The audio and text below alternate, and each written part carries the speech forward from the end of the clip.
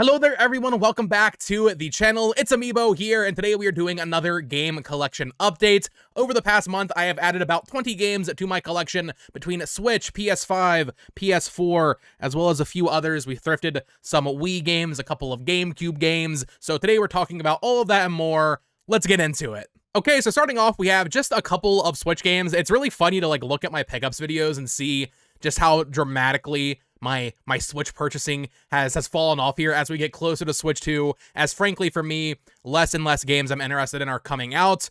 I do the monthly new releases videos, and every time I'm like, oh, that looks interesting, maybe I'll pick that up. But honestly, I just haven't had the desire as much recently to add to my Switch collection because I feel like I'm more or less done. But we do have two new releases here. This came in from Limited Run. I pre-ordered this, I think, back in August, I want to say. We have the Valkyria Chronicles 4 Complete Edition. So I picked this up. It's an interesting one. I picked it up because it's Sega, and I'm going to go for a Sega set of Switch games.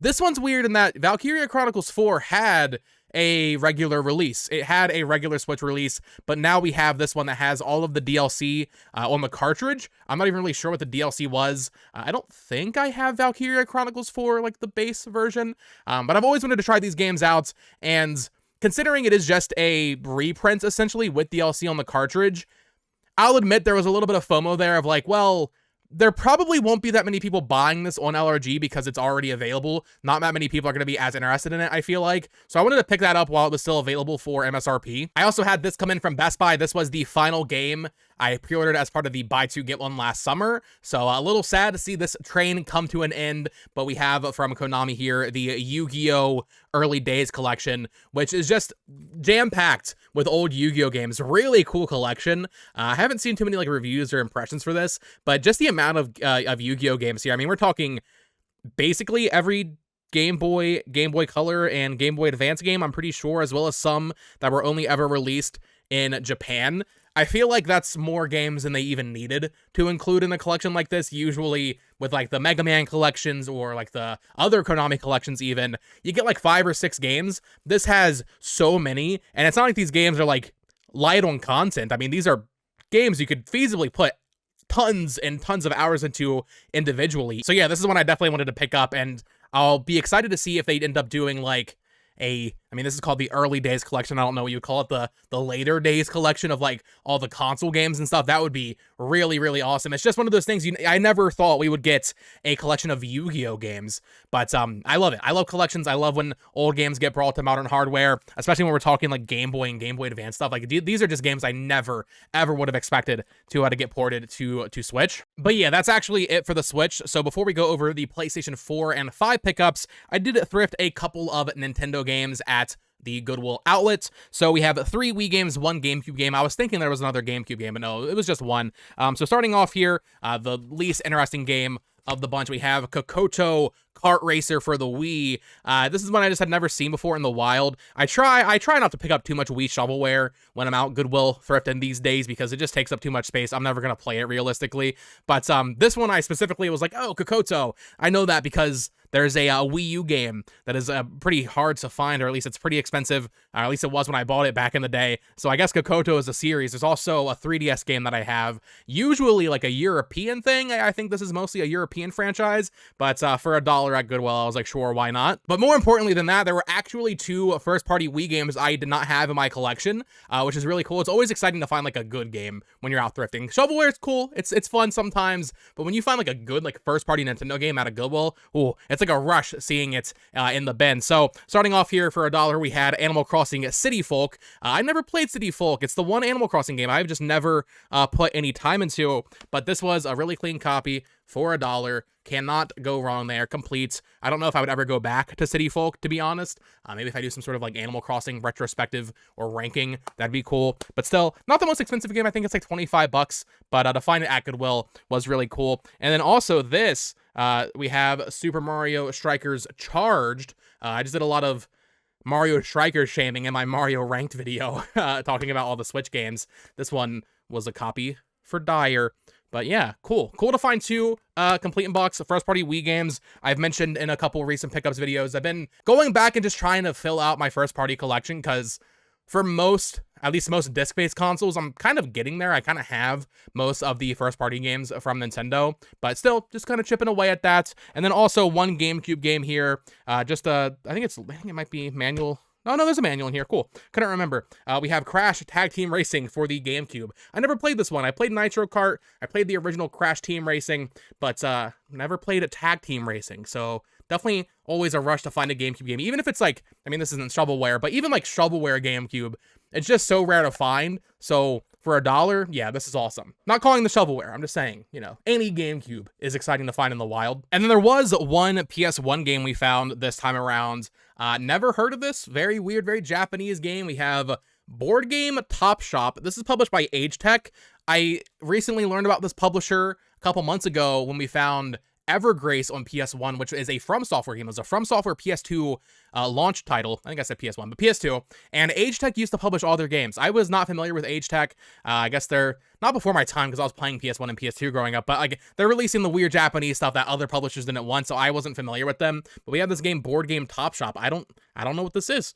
I really don't. Very, very weird game though. Cool to find it for $1. I'm not gonna pass up a pretty clean PS1 game in a jewel case here. So yeah, this was a neat find. Now there was actually one other really awesome thing we found at our Goodwill bins, but before we get to that, I mentioned in the games I played in a February video that I watched the Pokemon I Choose You movie, and I've been on a huge Pokemon kick, so I bought the Blu-ray for that. I think I showed it off in that video. But since then, I did pick up the Indigo League Season 1 on Blu-ray here for Pokemon, just kind of, you know, reliving the nostalgia. The weird thing about Pokemon is that they haven't really been consistent with the Blu-ray releases. In fact, this is the only one up until, like, I think X, Y, and Z or something. Like, they've been really bad about it. This came out for, I think, the 20th anniversary, so this is a pretty old set. I would love if they did the entire anime in sets like these. I never watched past the first couple episodes of Black and White. I know everybody loves the X and Y anime. Definitely a little juvenile. Like, I'm not sitting there, you know, full attention watching it. But, you know, having it on while looking for shinies or something, been a lot of fun. So, yeah, really enjoying just kind of reliving the nostalgia of the Pokemon anime. But that's something I bought from Amazon. But we did find something really cool at Goodwill bins, and that is something that I don't really collect. I don't collect VHS. I don't really collect media like this in general. But we found this. It's Pokemon Forever, the movie, but it's a demo tape. And we were looking on eBay, and yeah, I mean, this is like $100. I don't really know what the difference in a demo tape is. I guess it was like sent to press or something. I'm not really sure. But I saw this, and I was like, oh, that's cool. It definitely needs a new clamshell. You can replace these. So we've been looking out for a clean one. Clamshells just get so destroyed. But in there is the tape. I don't even have a VCR anymore. It looks like there actually might be a little bit of mold on it. I don't know. VHS tapes can get really moldy. I think it's clean. I think it just needs wiped down. But yeah, this was just a neat find. I thought about selling it, but I was like, this is a Pokemon thing I will never find again in the wild. I'll go ahead and add this to the collection, put it on the shelf. Maybe I sell it eventually because I don't collect VHS, but still just really, really a neat one to find.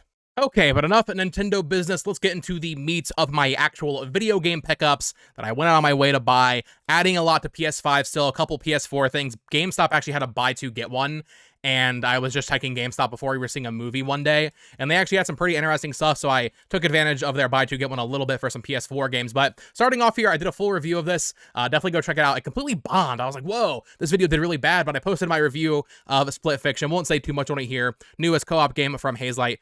Go check out the full review, show it some love, because that video did not hit the YouTube algorithm. Next up, this was on sale, I think, for $30, which is honestly still too much for it. Haven't had a chance to play it yet, but I played the original version. Wanted to replay it and have Olivia watch me because the new movie is coming out, but we have Until Dawn on PS5. Similar to how I go for other publisher sets, I kind of want to get every PlayStation Studios game on PS5, and Until Dawn is a game I loved. I loved Until Dawn on PS4 when I played it back then. This remake is apparently like really, really bad though. They got rid of the lock camera, so it's a free camera now, and it kind of just looks worse. It runs at 30 FPS, which, you know, I'm not like a graphic snob necessarily, but when the PS4 version runs at 60 on PS4 and PS5, or PS4 Pro and PS5, what are you doing with a remake that runs worse? That just feels really weird. I don't really know why they released this, but I enjoyed the game back then. I kind of remember most of it, I think, but Olivia's never experienced it, and the movie's coming out in a couple weeks, so the plan is to just kind of knock this out in 1 or 2 sittings, and even if the PS4 version is superior, go ahead and play this instead, just to kind of, you know, get more experience with the franchise. The franchise that has 2 games, but it is actually just the same game, and also a movie that looks completely different than what the games are. I also actually don't even have it on PS4. I bought it when it came out, like, physically, and I sold it. Maybe it was on PS Plus, but I don't have it physically on PS4 anymore, so that's another one that, like, I would still like to get, just to own it. I don't think it's, like, an expensive game. I think it's, like, $8. Now, after that, I decided to go for kind of a new set of PS5 games. It has become abundantly clear that Microsoft is going to bring all of their games to PlayStation 5 and likely Switch 2. And I was like, you know, I considered buying some of these on Switch, but I decided I would get them on PS5 where I would rather play them. It's also just a fun novelty to have these on PS5. Maybe my tune will change when Switch 2 comes out and they put Hi-Fi Rush on Switch 2 or something. Maybe a bad example because they don't own it anymore. But I've been getting the Xbox published games that are on PS5, only a couple so far. Starting off here with the two major ones that limited run released. We have Pentiment here from Obsidian. Always thought this game looked super interesting, very unique art style, very unique gameplay as well. So picked up that from Obsidian. This was limited run. I think VGP restocked these, so these were, I think, $30 each, I want to say. But picked up this. Heard very good things when it came out, wanted to try out more of Obsidian stuff, so this was a cool one to add to the PS5 collection. But on top of that, a game I did put a decent amount of time into when it was in early access. This is still sealed, I haven't cracked the seal yet, but we have a Grounded Fully Yoked Edition for the PS5. I don't know, I think they're still updating this, I'm not positive, but this is like the 1.0 version, I'm pretty sure, of the game. I haven't played it since it first came out back in like 2021 on Xbox Early Access, but it's one I've been wanting to revisit ever since. I'm sure it's like a completely different game at this point. I'm sure they've added so much. It also might be one that's fun to play with Olivia. I'm not sure if there's split screen. I don't think it is. It says network play, and then it says 1 player next to it here. So maybe it's not split screen, so maybe I won't be playing it with her. But I do think if we could work that out, it would be a cool one to be able to play together. And then this last one is a weird one because technically not Microsoft published or Xbox published, but I wanted to add it to the collection anyway because it is a game I did want to check out back when it came out. And as far as I'm aware, I think Microsoft owns the IP. They're in the copyright on the back. But we have this game As Dusk Falls, which is a narrative kind of adventure game here with a very unique, like, slideshowy kind of aesthetic to it. Got very good reviews. I remember seeing it in a bunch of like Xbox showcases back in the day. But as you can see, it's published by Serenity Forge and Interior Night, or Int Night. It's exclusive to the Serenity Forge store, I'm pretty sure. So I went in and picked this up. Not technically a Xbox published game on PS5, but it is Microsoft owned, and it was like the first one to come to PS5, so I thought it was neat, and definitely one I want to play eventually, and I'm not sure it's that long or anything, so I think I could probably get through this pretty easily. And then the last game that I picked up here that I associate with Xbox, although it's technically not an Xbox game, I actually played this through Game Pass on PC back in, I want to say 2020 or 2021. It's been a while now. We have High on Life. Microsoft didn't publish this, Xbox didn't publish this, but it was like a Game Pass day one exclusive, time exclusive, didn't come to PS5 until later. Unfortunately, I don't think this has the High on Knife DLC. I'll be honest, I played this game, through Game Pass, so I played it for free, essentially. It's a fun game, but I don't know. It's kind of basic, but I did like it enough to want to own it physically, and maybe eventually I'll crack the seal on this and play it with the High on Knife DLC. I wish that was included, though. I don't know. I feel like they could have definitely done a complete edition of this. Okay, next up, Limited Run had a flash sale, fire sale. Oh no, they launched their new vault. That's what it was. They have this new vault thing where instead of doing the like San Diego Comic-Con blowout sale after San Diego Comic-Con or after PAX West or something, they have a vault now where every few weeks, every few months, they're just going to drop more and more stuff. I actually got a coupon code for the second drop they just did. I didn't see anything that I wanted really, though, because I'm mostly on PS5, and most of the games they had for sale were on Switch. But for LRG Vault drop number 1, I did pick up 3 things. So starting off here, I picked up this. I missed it when it went up for pre-order. I wasn't sure if I wanted it, but I was happy to add it when it went up again. We have the Tomba Special Edition.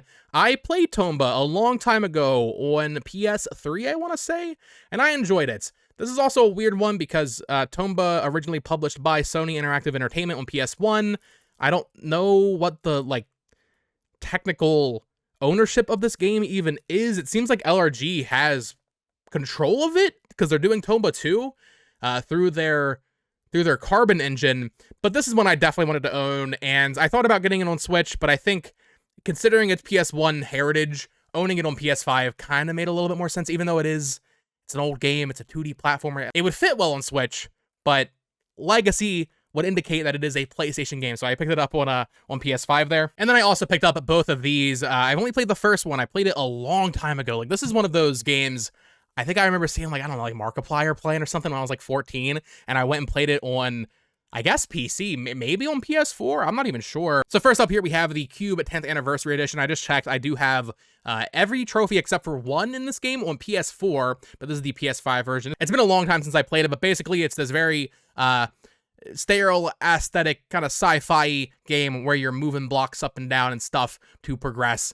It reminds me a lot of Portal, and I think that's why I was so intrigued by it when I was younger. I was like, oh, cool, weird lab setting, you know, it's like that, not quite to the level of Portal, not quite to that quality level, but I did enjoy it a lot when I was younger. And then I also picked up Cube 2 Ultimate Edition, which I've never played. I don't know what people think of Cube 2, but I figured they were both parts of the LRG Vault drop. Why not pick them up on PS4? And eventually, I mean, Cube 1, it's like a short game. Maybe I'll replay it and then also play through Cube 2. The back of this one also says it includes all of the downloadable content. And Cube 2 Classic Gloves, Lost Orbit, Aftermath. So I'm not sure if that's on the disc. I would hope so. But either way, it's nice that it's included. Unlike High on Life, geez, Squatch Games, what are you doing? So those are all of the PS5 games I've picked up over the past month, but also there were a couple of PS4 things. I mentioned that GameStop buy two, get one. Just walked in and I saw it and I was like, you know what? Sure, let's see if I can make anything happen. Usually with buy two, get one sales, I like to price it out so that you're getting like the highest value game for free. So I was looking for 3 games that were $50, but honestly, kind of hard to do that on PS4, especially just at a random GameStop. So I ended up getting an $18 game for free. It's fine. All 3 of these are games I wanted to pick up anyway. So first up, I guess we'll go cheapest to most expensive. This was the free one. I had actually bought this, I'm pretty sure, in that GameStop online order video I did, and all of it was like messed up. I returned the entire order because it was all just like wrong, missing a disc, damaged artwork, that kind of thing. So returned it, but rebought it here. We have Warriors All-Star, still on that Warriors kick. So this is an interesting one where you have so many different Warriors games, right? You have Dynasty Warriors, Samurai Warriors, you have Warriors Orochi, which is a mix of the Dynasty Warriors and Samurai Warriors worlds.